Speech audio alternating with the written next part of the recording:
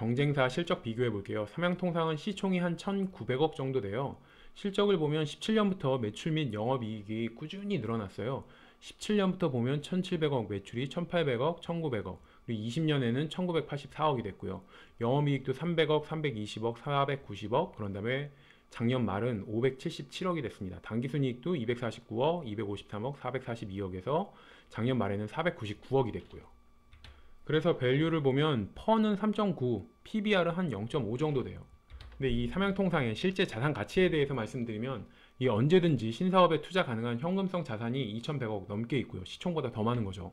가덕도와 가까운 부산 사하구에 투자 부동산이 있습니다. 그래서 한때 가덕도 테마주에 엮이기도 했고요.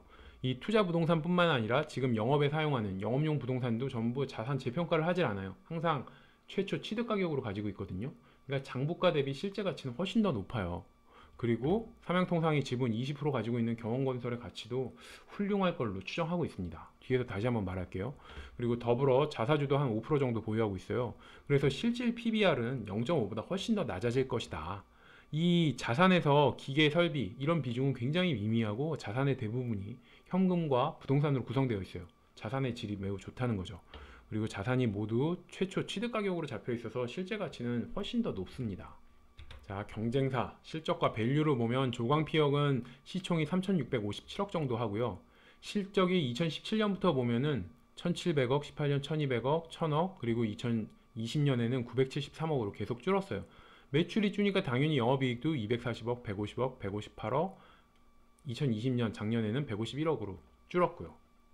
그래서 실적이 계속 주니까 회사가 피역 사업에는 별 관심 없다 이런 말들이 있어요. 그리고 일부 카더라로는 이익률이 낮다 보니까 이익 빼돌리는 거 아니냐 이런 의심도 받고 있습니다. 밸류를 보면 퍼는 한 20 정도 되고요. PBR은 0.64예요. 근데 이 자산주를 46% 가지고 있기 때문에 실질 PBR은 더 낮아집니다. 유니캠을 보면 시총은 1,010억인데 전환사채가 한 230억 있고요. 최근에 또 100억을 발행했는데 이거는 기존에 있던 전환사채 차환 물량이라고 하니까 그거 빼도 한 시총은 1,300억 정도 되고요. 실적을 보면은 2017년부터 좀 올라왔어요. 공격적으로 했거든요, 영업을. 그래서 660억, 830억, 1,000억. 근데 아직 작년 4, 4분기 실적은 안 나왔는데 3, 4분기까지는 매출이 890억이고 그래서 19년보다 실적이 빠지고 있어요. 이익도 줄고 매출도 줄고 있습니다. 2020년, 2019년에 비해서. 그리고 2020년 매출이 줄면서 영업이익률도 10% 초반대로 좀 내려갈 것으로 추정이 되고요. 그럼 퍼는 한 10에서 13 정도 예상하고요. PBR은 1.08이에요.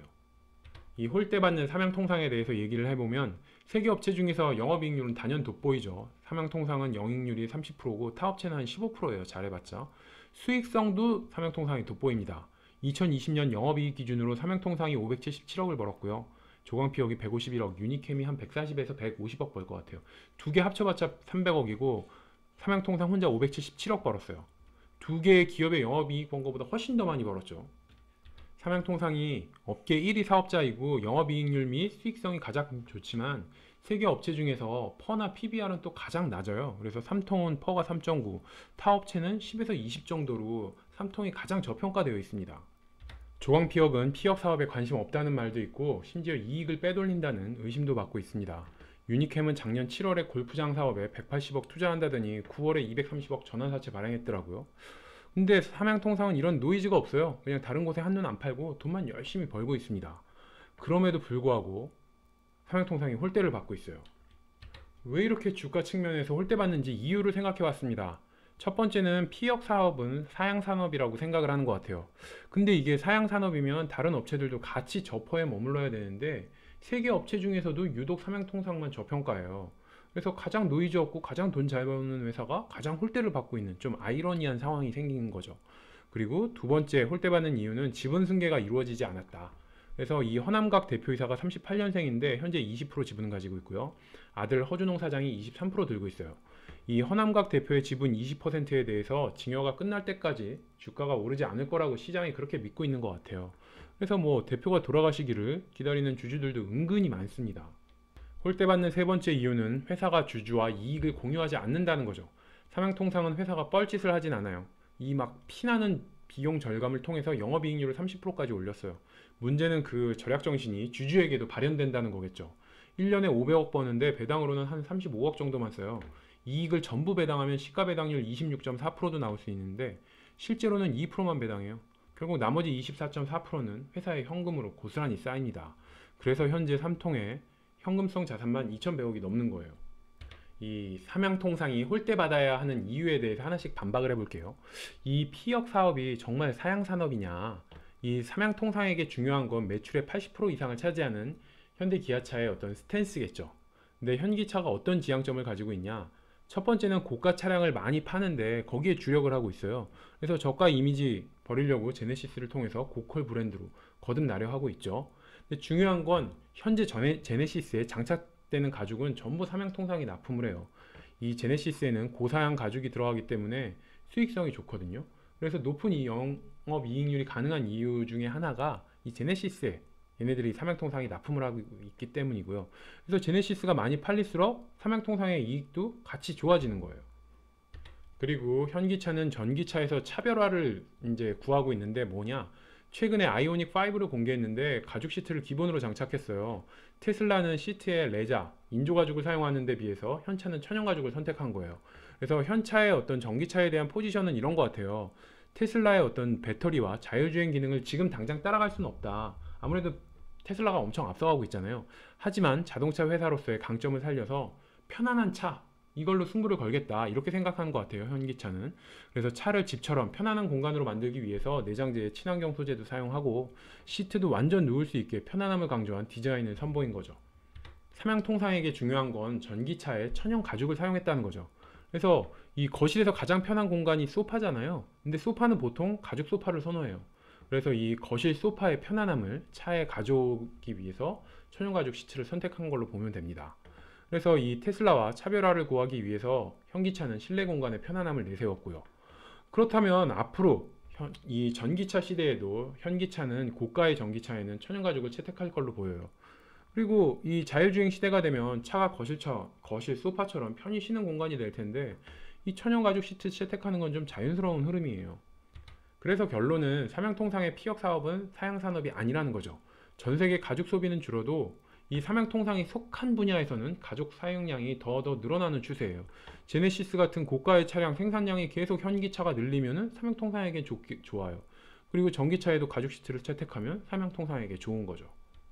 이 삼양통상이 저평가받는 이유 두 번째가 지분 승계를 앞두고 있어서 주가가 못 간다는 건데, 과연 지분 승계 이루어질 때까지 회사가 주가를 누를 수 있을지 한번 생각해 봤어요. 이 허남각 대표이사가 GS그룹의 3세대예요. 여기 밑에 여기가 3세대고 이제 허준홍 사장이 4세대예요. 현재 3세대에서 GS그룹을 경영하고 있고요. 언젠가 이제 4세대 중에 누군가가 이제 GS그룹을 경영을 하겠죠. 이 사진이 허준홍 사장이고요. 이 영역을 보면 고대 경영학과 졸업하고 콜로라도 대학원 졸업하고요. GS 칼텍스에 입사해서 부사장까지 거기서 하다가 2019년 말에 퇴사했습니다. 그리고 작년 3월부터 삼양통상 사장으로 취임을 했어요. 그래서 이 허준홍 사장이 삼양통상의 앞날을 어떻게 그려갈지가 삼양통상 주가의 핵심이에요. 그동안 삼양통상의 이미지는 그냥 돈만 잘 버는 회사였어요. 피역 사업 한 길만을 고수했고 그렇게 벌어들인 돈은 회사의 현금으로 고스란히 쌓여 있어요. 근데 이제 가장 큰 문제는 돈을 쌓기만 하고 성장 산업에 투자하지 않았다는 거거든요. 회사가 너무 보수적이에요. 근데 이제 허준홍 사장이 왔으니까 좀 삼양통상이 달라지지 않을까 기대해 보고 있습니다. 지금부터는 제 상상의 스토리예요. 허준홍 사장은 나이가 40대 중반 75년생이에요. 가장 열정적으로 사회생활을 할 나이죠. 이 커리어를 만들어야 할 핵심 시기이기도 하고 향후 GS 후계 구도를 위해서도 뭔가 자신의 경영 능력을 보여줘야 할 때예요. 근데 이 중요한 시기에 증여세 조금 아끼려고 이미 23%나 가지고 있는데 이 증여세를 아끼기 위해서 아버지 돌아가실 때까지 아무것도 안 하고 그냥 월급만 받으면서 바지 사장처럼 있을 것이냐? 전 그렇지 않을 것 같아요. 이게 GS그룹에서 일할 때는 이 허준홍 사장이 이제 대주주일지라도 삼양통상에 소홀할 수밖에 없습니다. 하지만 삼양통상의 상근 사장으로 취임을 했어요. 그리고 나서도 아무것도 안 한다면 주주들의 비난을 면키 어려울 거예요. 이게 기대에 비해서 지난 1년 동안 새롭게 한 일이 없다는 불만의 목소리들이 주주들 사이에선 좀 있는 상황이거든요. 이 변화의 조짐이 보이는 게 있는데 최근 몇 년간 삼양통상은 현금을 열심히 모았습니다. 이 사업으로 벌어들이는 거 외에 소유 부동산도 하나씩 매각하면서 현금을 더 늘렸어요. 그러니까 안 그래도 현금이 많은데 자산까지 팔아가면서 왜 더 늘렸을까요? 저는 이게 좀 허준홍 사장의 삼양통상 컴백과 연관이 있을 수 있다고 생각을 해요. 그리고 뭐 이런 카더라지만 삼양통상이 M&A 경험 있는 CPA를 뽑는다는 이야기도 들려요. 그래서 뭐 제가 주담한테 물어봤더니 이야기 들은 사람한테 확인하라면서 어떤 답을 주지는 않더라고요. 그래서 지금은 앞으로 어떻게 진행될지 설레는 마음으로 좀 지켜볼 때예요. 그래서 뭔가 좀 새로운 움직임이 감지되는 것 같은 어떤 느낌적인 느낌은 있습니다. 어차피 회사가 들고 있는 현금 2,100억은 주가에 반영되어 있지 않아요. 주가에 반영되어 있는데 퍼가 3.9라는 건 말이 안 되는 거죠. 그래서 이 신사업에 대한 기대가 전혀 없기 때문에 새로운 사업에 진출한다면 주가에는 큰 호재로 작용할 것 같아요. 현재 돈 잘 벌고 이미 벌어놓은 돈도 많은 회사예요. 여기에 성장 스토리를 그려준다면 주가는 달라질 거라고 기대합니다. 허준홍 사장한테 달려있죠. 그래서 결론은 뭐냐? 언젠가, 멀지 않은 시기에 언젠가 허준홍 사장은 신사업을 시작할 것이다. 뭐 신사업을 했으면 좋겠다. 뭐 이 정도 생각하고 있습니다. 경원건설에 대해서 얘기해 볼게요. 또 하나의 뇌피셜입니다. 이건 완전 저만의 뇌피셜이요. 그래서 이 삼양통상이 지분 20%를 보유하고 있어요. 경원건설의 지분을. 근데 이 경원건설은 남서울 CC 골프장을 소유하고 있고요. 이 남서울 CC 골프장은 판교 신도시 아파트 단지와 매우 가까워요. 도로 하나를 두고 이제 거의 붙어 있어요. 근데 이 골프장의 토지 가격이 1999년 20년도 더 전에 이미 토지 공시지가가 887억이었어요. 근데 판교 신도시가 2003년부터 개발을 해서 지금 대박 났잖아요. 그래서 이 판교 신도시에 골프장이 있는 거예요. 그래서 99년에 이미 887억이었고 2003년부터 판교 신도시 개발했으니까 지금은 토지 가격 엄청 올랐을 것 같아요. 단지 토지 가격이 오른 게 중요한 게 아니고 여기 위치가 보면 여기가 남서울 CC고요. 여기 도로를 사이에 두고 이 앞에 여기가 휴먼시어 5단지, 여기가 휴먼시어 3단지 뭐 이런 식으로 여기가 다 아파트 단지들이에요. 그래서 저의 희망은 아파트 지을 땅도 부족하다는데 저기 골프장을 좀 개발했으면 좋겠다. 마침 경원건설도 명칭이 건설사잖아요. 그러면 이 땅의 면적을 봤을 때 아파트 단지 10개 이상은 충분히 들어갈 것 같아요. 현재 정부는 아파트 지을 땅이 없어서 전전긍긍인데 좋은 부지에, 판교라는 좋은 부지에 땅이 있으니까 여기 아파트 건설하면 좋을 것 같아요. 그리고 이 경원건설의 소유자가 보면 허쉬 패밀리들, 그리고 허준홍 사장이 대주주로 있는 삼양 인터내셔널 등등 뭐 허쉬 패밀리들이 많이 가지고 있기 때문에 그런 거 맡아서 허준홍 사장이 도맡아서 택지 개발을 하면 경영 능력도 보일 수 있고 좀 좋은 스토리가 아닐까. 물론 당장은 안 되겠지만 이게 보면 뭐 언젠가 할 수도 있지 않을까. 그냥 뇌피셜로 희망해 봅니다. 이 대주주의 추가 매수에 대해서 말하면 허준홍 사장이 2011년 2월 지난달 말에 27,000주를 매수단가 63,700원에 매수했어요. 약 18억 정도 되고요. 지분이 22%에서 23%로 올라갔습니다.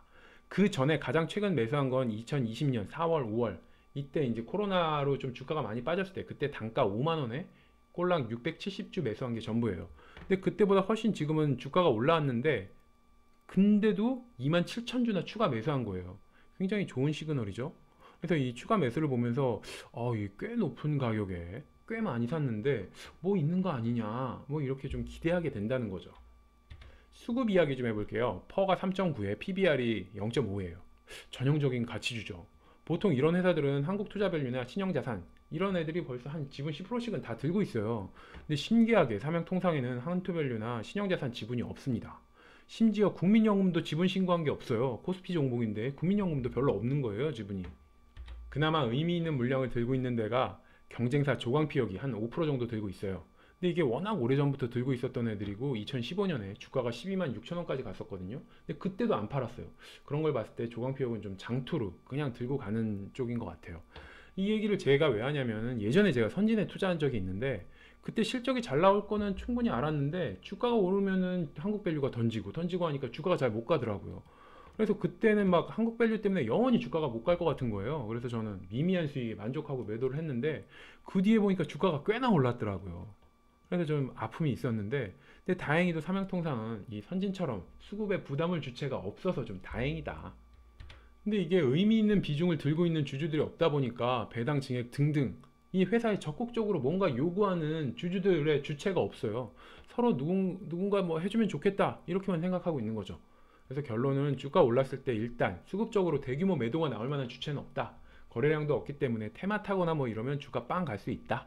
결론 두 번째는 주주들이 힘을 모아서 회사에 요구해야 된다. 누가 대신해줄 사람은 없다.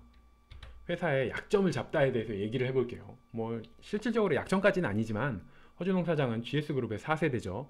그리고 개인적으로 GS 주식도 많이 가지고 있어요. 그리고 삼양통상도 GS그룹 주식을 190억 정도 샀습니다. GS를.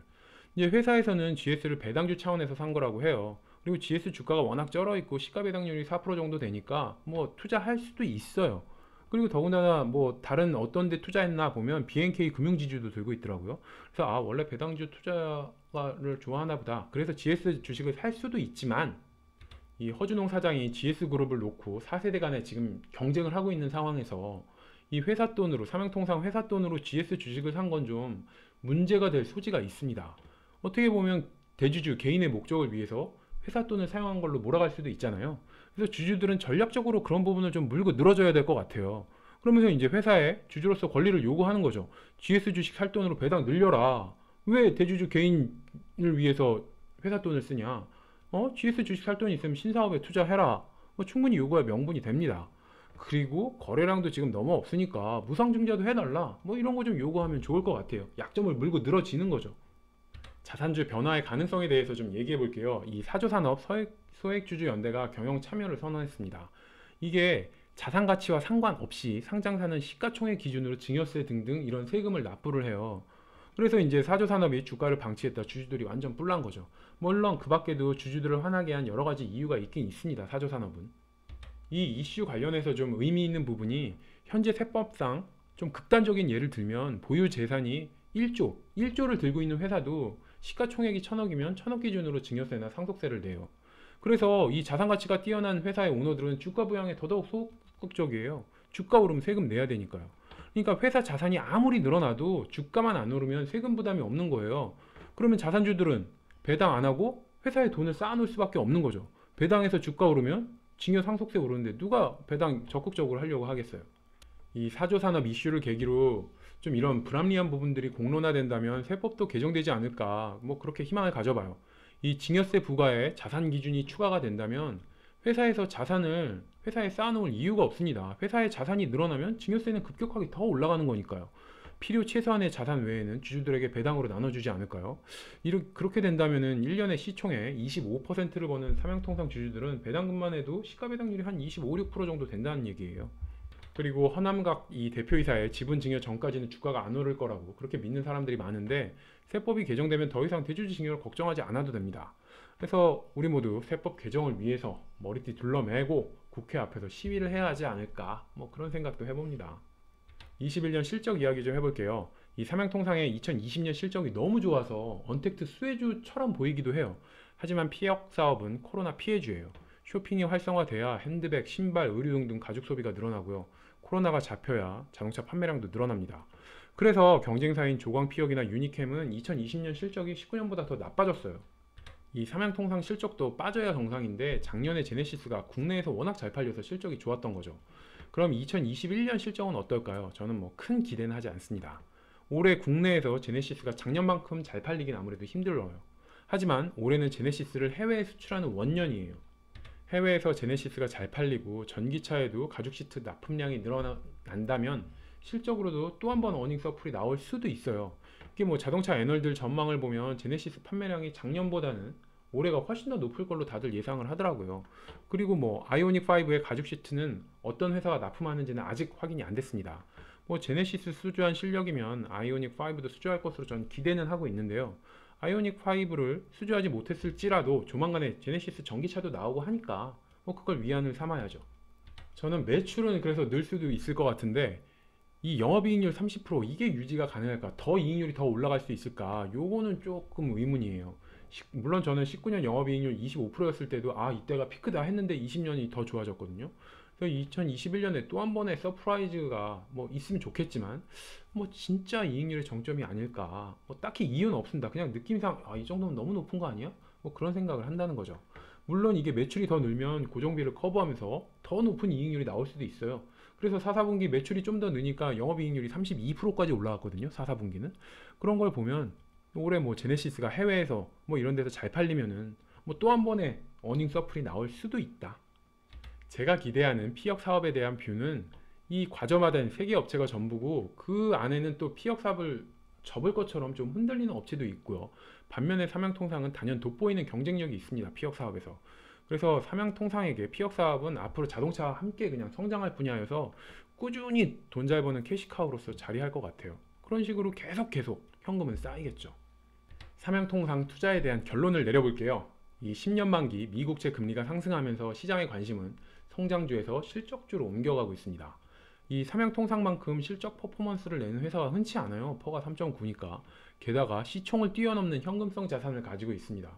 금리가 더 올라가면 올라갈수록 개꿀이죠. 근데 이 시총보다 더 많은 현금을 가진 자산주가 이렇게 실적이 좋은 경우는 거의 없지 않나 싶어요. 자산주는 보통 실적이 별로잖아요. 게다가 과점화된 피혁 업체의 탑티어라서 앞으로도 꾸준히 돈을 잘 벌 걸로 예상이 돼요. 이 제네시스를 맡은 거나 경쟁사 대비 높은 영업이익률을 보면 회사의 경쟁력을 알 수가 있는 거죠. 그리고 타 회사는 뭐 이런저런 시끄러운 노이즈들이 있는데 삼양통상은 노이즈도 없어요. 열심히 그냥 묵묵히 일해서 돈만 잘 버는 거예요. 비즈니스, 게다가 여기서 비즈니스 모델을 보면 돈도 잘 벌지만 설비 투자할 게 별로 없어요. 그래서 그 돈이 전부 회사에 쌓인다는 거예요. 보통 자동차 부품 회사들 보면 돈 잘 벌어도 그 돈 죄다 설비 투자에 때려 박잖아요. 그런 거에 비하면 삼양통상의 피혁 사업은 개꿀인 거죠. 설비 투자를 안 했다가 주문이 너무 많으면 어떻게 하냐? 이제 1차 가공된 원피를 사와서 제품을 만들면 돼요. 그러면 주문도 충분히 감당할 수 있어요. 그렇기 때문에 캐파는 문제가 되지 않습니다. 그럼 뭐 자산가치, 수익가치, 비즈니스 모델 뭐 하나 빠지는 게 없어요. 게다가 허준홍 사장이 합류해서 이 쌓아놓은 현금으로 뭔가 신사업을 시작할 것 같은 기대도 있습니다. 그래서 결론이 뭐냐? 지금은 팔 때가 아니라는 거죠.